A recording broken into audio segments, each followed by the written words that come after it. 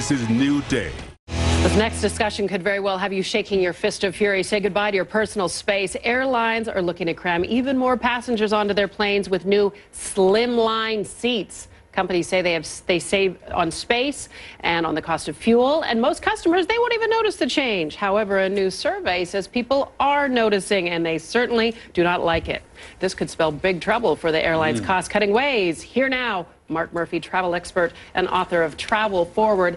I'm hoping that you're upset by this, too. Yeah, I hate getting jammed in. It's kind of funny. I think they need to have a combination marketing deal with Slim Fast or Jenny or Craig. something. Because I'll tell you what, it's getting tighter and tighter. Well, let's talk about the actual slimline seat. Yeah. It's not just about you losing knee space. The seats are getting more narrow. Well, what they're trying to do is, because the old seats were a little fatter, so they've got them skinnier, which means they can put an extra row in each plane. So each row adds up to millions and millions of dollars over time for that aircraft. So what they're trying to do is get more passengers in those seats, and by slimming them down, they can jam an extra row or an extra 2 rows into each aircraft. They've also done the thing where they've squeezed the sides, so in some cases you get on a plane, it's only 17 inches of width in your seat. So that's been an ongoing trend, along with losing the space between the seats in general. So what they're doing now is they're going with the cheapest possible ticket in the back of the plane, and then they're getting you to pay an incremental cost to get a comfortable seat. Economy Plus or any one Bingo, of those. that's on United. Yeah. Exactly. How much are they making? So you said they can fit in, what, 2 additional rows? Let's say 1 to 2 rows. How much are they going to make Well, on figure an slimming average down? ticket one way, $150 to $200, depending on what market you're flying to. So based on that, times 6 across,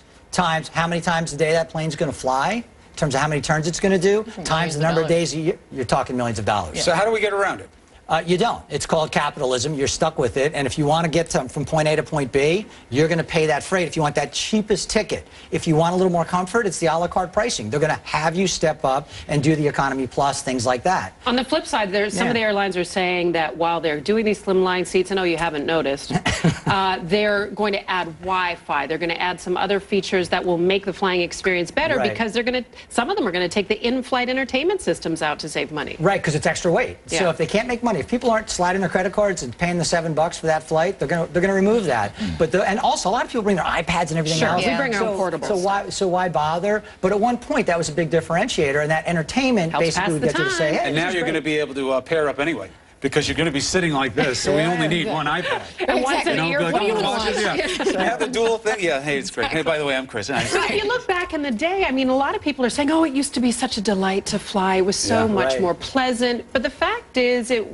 talk to us about that. Back in the 70s, was it really Well, most people couldn't fly, so because that was when it was regulated and prices were set and it was very expensive to fly. So most people drove. My parents we drive to Chicago, we drive to Disney put the whole World, family on a plane.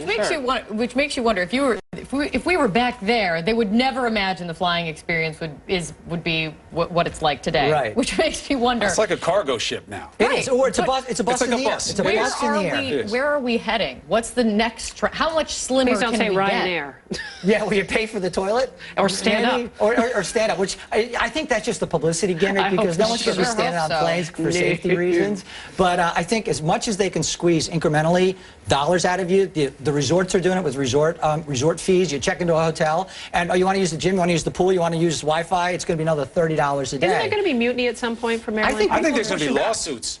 I think they're not just going to push. Because if you notice now, as the seats get smaller, I'm starting to get like dead spots on my arms and dead spots on my legs. And when the fight breaks out on the plane because people are just so sick of it, they can blame the I'm telling you, there'll be litigation at some point. People are really angry when they fly these days, and part of it is just the discomfort. Yeah. Yeah. Mark Murphy, I'm so glad you're in this with us because we're miserable about it. I flew 66 times just last year, just on one airline. And you're I still had to pay the change fee on my 66th flight. There you go. So good luck on that with the average customer. So your bottom line is happy flying, everyone. Yeah, enjoy. Thanks, Mark. Coming up on New Day, everyone's talking about